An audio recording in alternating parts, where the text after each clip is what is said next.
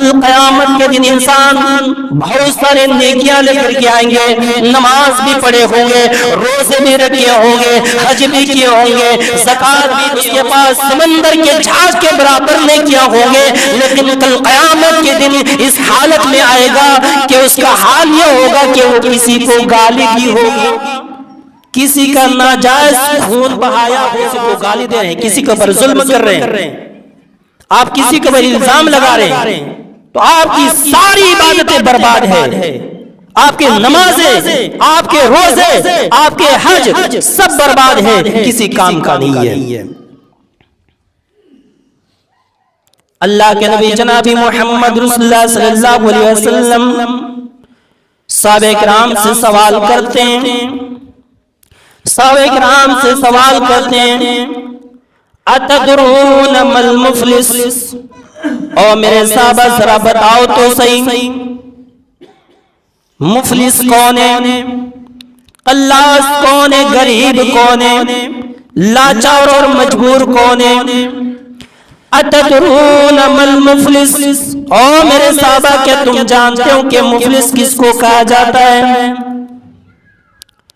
صحابہ کرام فرماتے ہیں المفلس فینا من لا درہم لہ ولا متاع، اے اللہ کے نبی ہم میں سے وہ انسان مفلس ہے من لا درہم لہ ولا متاع، جس کے پاس دینار و درہم نہ ہو، جس کے پاس ساز و سامان نہ ہو، جس کے پاس سونے چاندی نہ ہو۔ ہم اپنے زمانے میں کہہ سکتے ہیں کہ مفلس وہ انسان ہے جس کے پاس روپے پیسے نہ ہو، جس کے پاس بینک بیلنس نہ ہو، جس کے پاس زمین و جائیداد نہ ہو، جس کے پاس گاڑی نہ ہو، جس کے پاس بنگلے نہ ہو، وہ انسان ہم میں سے مفلس ہے۔ اللہ کے نبی جناب محمد رسول اللہ صلی اللہ علیہ وسلم فرماتے ہیں او میرے صحابہ تمہارے نزدیک وہ انسان مفلس ہو سکتا ہے جس کے پاس دینار و درہم نہ ہو، جس کے پاس سونے چاندی نہ ہو، جس کے پاس زمین و جائیداد نہ ہو، لیکن میرے صحابہ میری امت میں شریعت کی نظر میں، اسلام کی نظر میں وہ انسان مفلس ہے۔ من یاتی یوم القیامت بصلاۃ وصیام وزکات، او میرے صحابہ میری امت میں وہ انسان مفلس ہے جو کل قیامت کے دن اس حالت میں آئے گا کہ بہت سے نماز بھی پڑھے ہوں گے، روزے بھی رکھے ہوں گے، حج بھی کیے ہوں گے، اللہ کے راہ میں اپنی جان بھی قربان کیے ہوں گے، بہت ساری نیکیاں لے کر کے آئیں گے، سمندر کے جھاگ کے برابر اس کے پاس نیکیاں موجود ہوگی، پہاڑوں کے برابر نیکیاں موجود ہوگی، لیکن کل قیامت کے دن اس حالت میں آئے گا وقد شتم ھذا وقذف ھذا وَأَكَلَ مَالَ هَذَا وَسَفَكَ دَمَ هَذَا وَضَرَبَ هَذَا۔ کل قیامت کے دن انسان بہت سارے نیکیاں لے کر کے آئیں گے، نماز بھی پڑھے ہوں گے، روزے بھی رکھے ہوں گے، حج بھی کیے ہوں گے، زکات بھی دیے ہوں گے، اس کے برابر اس کے پاس سمندر کے جھاگ کے برابر نیکیاں ہوں گے، لیکن کل قیامت کے دن اس حالت میں آئے گا کہ اس کا حال یہ ہوگا کہ وہ کسی کو گالی دی ہوگی، وقد شتم ھذا کسی کو گالی دی ہوگی، وقذف ھذا کسی کے اوپر جھوٹا الزام لگایا ہوگا، وَأَكَلَ مَالَ ھذا کسی کا ناجائز طریقے سے مال کھایا ہوگا، وَسَفَكَ دَمَ ھذا کسی کا ناجائز خون بہایا ہوگا، وَضَرَبَ ھذا کسی کو تھپڑ مارا ہوگا، فَيُؤْتَ ھذَا مِنْ حَسَنَاتِهِ وَھذَا مِنْ حَسَنَاتِهِ۔ کیا ہوگا؟ کل قیامت کے دن حساب و کتاب ہو جائے گا، وہ انسان جو بہت ساری نماز بھی پڑھے ہوں گے، روزے بھی رکھے ہوں گے، حج بھی کیے ہوں گے، زکات بھی دیے ہوں گے، اس کا نام اعمال اس کے دائیں ہاتھ میں دیا جائے گا، وہ جنت جانے والا ہوگا، جنت جانے کے لیے چلنا شروع کرے گا۔ اتنے میں ایک انسان دوڑتا ہوا آئے گا اور اللہ رب العالمین کی عدالت میں جا کر کے شکایت کرے گا، اے میرے پروردگار، یہ انسان جس نے دنیا کے اندر بہت سے نمازیں پڑھے ہوں گے، روزے رکھے ہوئے ہیں، حج بھی کیے ہوں گے، اے اللہ یہ جنت کے اندر جا رہا ہے، اے اللہ یہ انسان جنت کے اندر کیسے جا سکتا ہے جبکہ اس نے دنیا کے اندر مجھے گالی دی تھی، اس نے مجھے ماں بہن کی گالی دی تھی، اے اللہ انسان بڑا طاقتور تھا، اے اللہ میں مجبور تھا، میں کمزور تھا، اے اللہ میں نے اس کو گالی نہیں دیا، اے اللہ میں نے تیرے اوپر چھوڑ دیا تھا کہ کل قیامت کے دن میں اللہ رب العالمین سے فیصلہ لوں گا، اے اللہ آج وہ دن آ گیا ہے، اے اللہ یہ جنت کے اندر جا رہا ہے، اے انسان جنت کے اندر کیسے جا سکتا ہے جبکہ اس نے دنیا کے اندر مجھے ماں بہن کی گالی دی تھی، اے اللہ آج مجھے بدلہ چاہیے۔ فَيُؤْتَ هَذَا مِنْ حَسَنَاتِهِ وَهَذَا مِنْ حَسَنَاتِهِ، کل قیامت کے دن گالی کے بدلے گالی نہیں دی جائے گی، مال کے بدلے میں مال نہیں لیا جائے گا، روپے کے بدلے میں روپے نہیں لیے جائیں گے،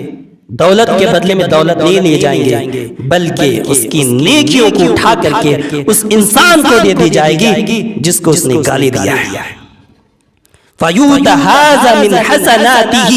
وَهَذَا مِنْ حَسَنَاتِهِ، اس کی نیکیوں کو اٹھا کر کے اس انسان کو دے دیا جائے گا جس کو اس نے گالی دیا ہے۔ پھر اتنے میں دوسرا انسان دوڑتا ہوا آئے گا، اے اللہ انسان جنت کے اندر جا رہا ہے، انسان جنت کے اندر کیسے جا سکتا ہے جبکہ دنیا کے اندر میں بہت بڑا کمزور تھا،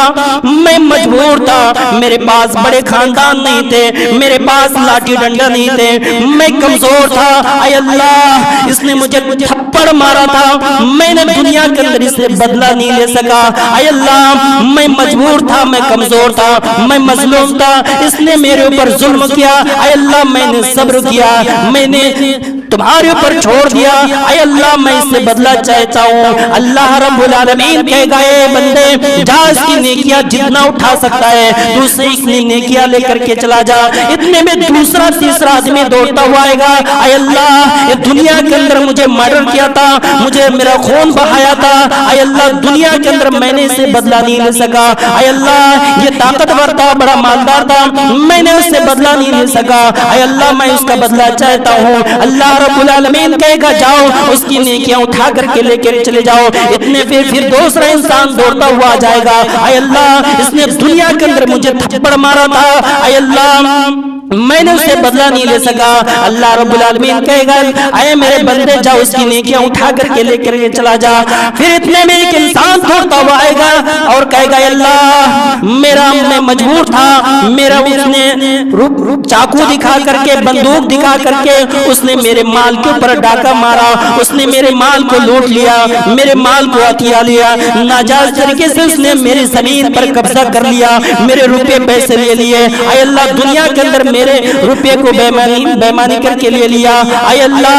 میں آج اس کا بدلہ چاہتا ہوں، میں تو دنیا کے اندر اس سے بدلہ نہیں لیا۔ اللہ رب العالمین کہے کہ جاؤ اس کی نیکیاں اٹھا کر کے لے کر کے چلے جاؤ۔ فَإِن فَنِيَتْ قَبْلَ مَا يُقْضَى عَلَيْهِ أُخِذَ مِنْ خَطَايَاهُمْ فَطُرِحَتْ عَلَيْهِ ثُمَّ طُرِحَ فِي النَّارِ۔ سب اپنا بدلہ نیکیاں اٹھا کر کے لے کر کے چلا جائے گا۔ اتنے میں کچھ لوگ اور بھی باقی ہو جائے گے، اس کی ساری نیکیاں ختم ہو جائے گی، اس کے پاس صرف گناہ ہی گناہ بچ جائے گا۔ کچھ لوگ اور بھی باقی ہوں گے جو اس سے بدلہ لینے والے اور ہوں گے، پھر اس کے گناہ کو اٹھا کر کے اس انسان کو دے دیا جائے گا جس نے کسی کا مال کھایا ہوگا، جس کو کسی نے گالی دیا ہوگا، کسی کو مارا ہوگا، اس کے اوپر جس کو گالی دیا ہے اس کی گناہ کو اٹھا کر کے اس انسان کو اوپر ڈال دیا جائے گا جس نے گالی دیا ہے، جس نے کسی کو مارا ہے، جس نے کسی کا حق دبا لیا ہے، جس نے کسی کے مال کو ناجائز طریقے پر قبضہ کر لیا ہے، اس کے اوپر اس کی گناہ کو اٹھا کر کے ڈال دیا جائے گا۔ ثم طرح فی النار، پھر اس انسان کو گھسیٹتے ہوئے جہنم کے اندر ڈال دیا جائے گا۔ میرے پیارے بھائیو، اس انسان سے زیادہ بدنصیب کون ہو سکتا ہے جس نے ساری زندگی نماز پڑھا، روزہ رکھا، حج کیا، زکات کیا، بہت ساری نیکیاں لے کر کے گیا، لیکن اس کو آخر میں اس کو جہنم کے اندر جانا پڑا؟ میرے پیارے بھائیو، ذرا غور کرو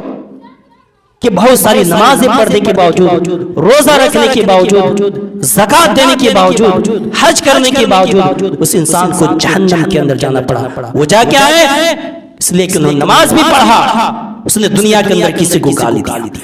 روزہ بھی رکھا، اس نے کسی کو ماں بہن کی گالی دی، اس نے حج بھی کیا، لیکن دوسرے کے مال کو ناجائز طریقے سے قبضہ کر لیا۔ آج ہمارے معاشرے کے اندر بہت سارے لوگ ایسے آپ کو مل جائیں گے جو نماز بھی پڑھ رہے ہیں، دوسروں کو گالی بھی دے رہے ہیں، نماز بھی پڑھ رہے ہیں، دوسرے کا ناجائز طریقے سے مال کو قبضہ کر رہے ہیں، نماز بھی پڑھ رہے ہیں، سودی کاروبار بھی کرتے ہیں۔